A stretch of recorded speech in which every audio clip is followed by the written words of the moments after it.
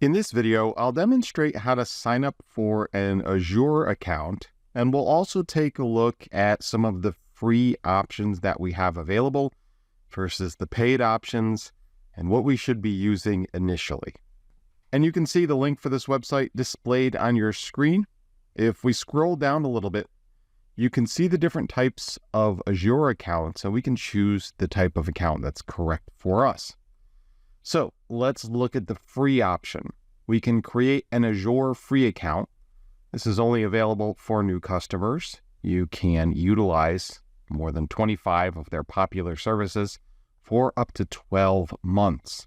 And there's also services that you're going to get a certain amount of for free every single month. So not just for the first 12 months, but permanently. And you get that whether you're using a free account or a paid account. You get certain amounts of certain services for free every month. You're also going to get access to the full catalog of Azure services and a $200 credit. So all of the cloud service providers work a little bit differently with their free trials.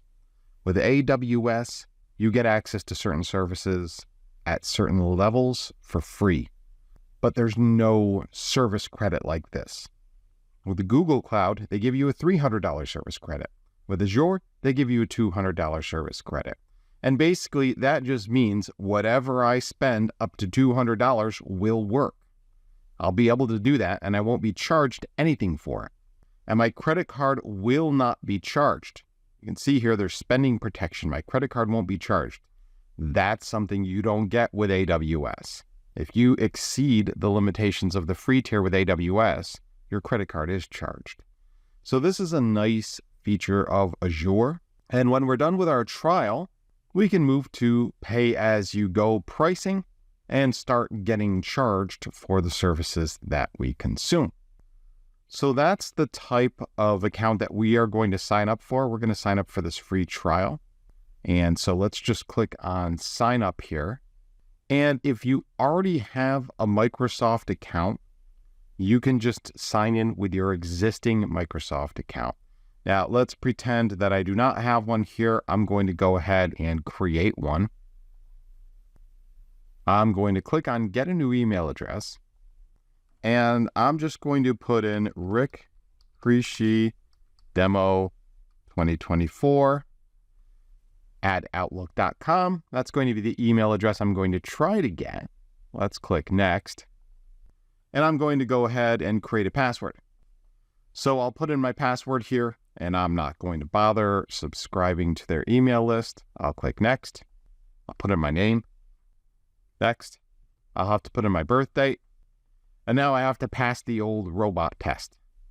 All right, and so now I'm going to have to provide some information about myself, including my phone number, so that they can text me and verify my identity. I'm also going to have to put in my address here as well and accept these terms and conditions. And then I'll also have to put in my credit card information. So I'm going to fill this out and pause my recording while I do it. Okay, so now I've entered in all of my personal information, and here's something that I think is great. Azure is pushing you right into doing multi-factor authentication, which in my opinion is absolutely critical with any cloud service. So this is great. I'm definitely going to set up multi-factor authentication.